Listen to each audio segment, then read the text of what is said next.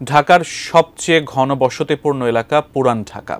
অধিক জনসংখ্যার পাশাপাশি এই অঞ্চলে পর্যাপ্ত প্রশস্ত সড়কের অভাব ও যাতায়াত ব্যবস্থা ভালো না হওয়ায় অর্থনৈতিকভাবে গুরুত্বপূর্ণ এই এলাকাটিতে জনভোগান্তি চরমে। একই সাথে দীর্ঘ যানজটে সময় অপচয়ের কারণে অর্থনৈতিকভাবেও কমছে এই এলাকার গুরুত্ব। তাই দীর্ঘদিনের দাবি ছিল আধুনিক গণপরিবহন ব্যবস্থার আওতায় আনা হোক পুরান ঢাকাকে। সেই আকাঙ্ক্ষাকে প্রাধান্য দিয়ে এবার নকশা পুনর্বিন্যাস করে পুরান ঢাকাকে সরাসরি মেট্রো সেবার আওতায় আনতে যাচ্ছে অন্তর্বর্তীকালীন সরকার। বিস্তারিত জানাচ্ছেন সহকর্মী ইমতিয়াজ আলম। রাজধানী ঢাকাবাসীর কাছে আশীর্বাদ হয়ে আসা বিশ্বমানের গণপরিবহন ব্যবস্থা মেট্রো রেলের সুফল থেকে এক প্রকার বঞ্চিতই হতে যাচ্ছিল পুরান ঢাকার মানুষ। কারণ বিদ্যমান যতগুলো মেট্রো রেল রুট বাস্তবায়নের পরিকল্পনা ছিল তার সবগুলোই নতুন ঢাকাকে প্রাধান্য দিয়ে, কিন্তু এবার সুখবর আসছে পুরান ঢাকাবাসীদের জন্যও।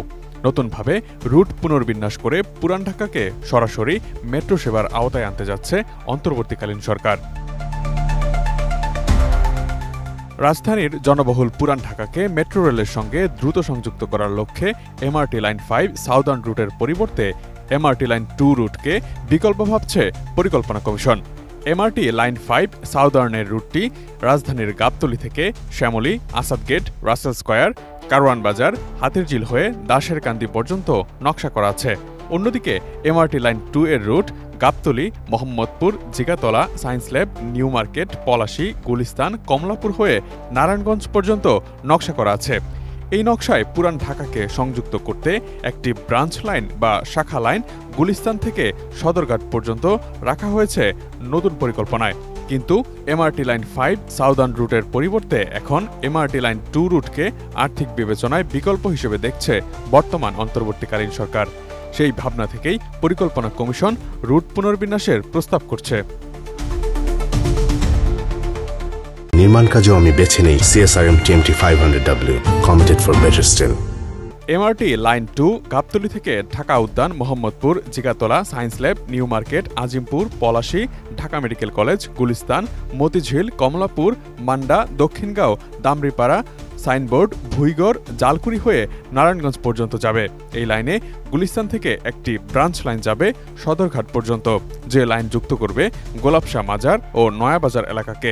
এতে করে পুরান ঢাকার সঙ্গে গাবতলী, উত্তরা ও নারায়ণগঞ্জের যোগাযোগ হবে দ্রুতগামী, নিরাপদ, শীতাতপ নিয়ন্ত্রিত এবং সময় সাশ্রয়ী। এই সংক্রান্ত বিকল্প একটি প্রস্তাবনা অনুযায়ী বর্তমানে অপারেশনে থাকা এমআরটি লাইন 6 এর সঙ্গে নতুন একটি ব্রাঞ্চ লাইন বিজয় সরণিতে যুক্ত করতে পারে এমআরটি 2 লাইনের সঙ্গে।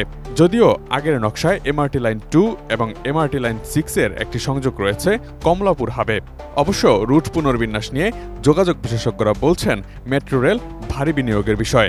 মেট্রো রেলের লাইনে প্রাধিকার দেওয়া বা লাইন থেকে একটি ব্রাঞ্চ লাইন বের করে অন্য জায়গায় সংযুক্ত করার বিষয়গুলো যেন যাত্রী চাহিদার ভিত্তিতে করা হয়, এমন পরামর্শ দিয়েছেন যোগাযোগ বিশেষজ্ঞরা। বিশেষজ্ঞদের মতে শুধু মেট্রো দিয়ে হবে না, এটির সঙ্গে বাস সার্ভিসও সংযুক্ত করতে হবে। একটি মডেল থাকতে হবে যেখানে মাল্টি মডাল ট্রান্সপোর্টেশনের যে চাহিদা সেটি নিয়ে একসঙ্গে চিন্তা করতে হবে। যদি বিক্ষিপ্তভাবে মেট্রোর যাত্রীর কথা চিন্তা করা হয় তাহলে যে লক্ষ্যমাত্রা পাওয়ার কথা সেটি ব্যাহতও হতে পারে। Imtiaz Alam, desk report, ATN news.